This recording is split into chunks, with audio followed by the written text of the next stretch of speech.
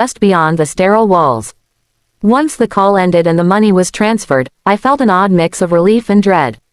The immediate danger had been addressed, and yet I couldn't shake the feeling that this was only the beginning. My mom's eyes met mine, devoid of the warmth I had once expected. There was gratitude. No, there was calculation, expectation, a silent message that my act of giving wasn't the end, it was a repayment, a sacrifice demanded by circumstance and family hierarchy. Even in that haze, a spark of defiance flickered inside me. I realized that while I had acted in desperation, the situation had also revealed the truth of our family dynamics. Grandpa's influence was undeniable, my mom's priorities were clear, and I was left with the bitter understanding that love, in this household, was transactional. Yet something in me refused to remain entirely compliant. I knew that paying $500,000 wasn't just a surrender, it was a statement.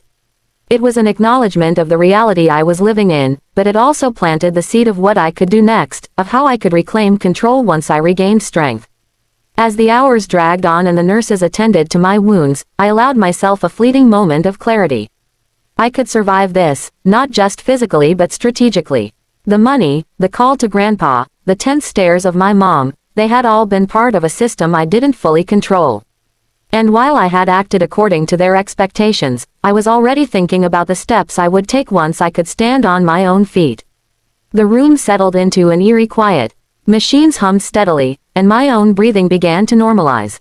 The bleeding had slowed, thanks to the doctors, and the immediate danger passed.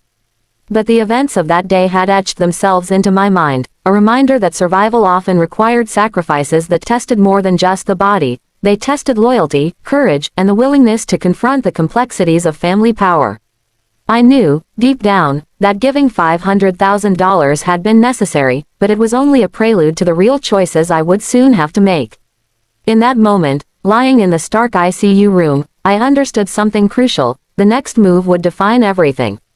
And I was determined that it would not be dictated by fear, pain, or obligation, but by my own resolve. The moment the transfer of $500,000 was confirmed, a strange calm settled over me, but it was deceptive.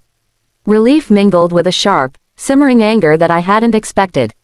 The immediate danger was gone. I had survived the ICU, the blood loss, the fear, but the realization hit me like a thunderclap. Handing over $500,000 had given them temporary satisfaction, but it had not solved the deeper problem.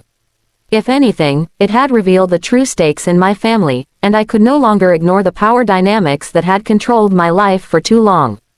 As soon as the doctors allowed me to sit up, I began thinking. Every conversation, every decision up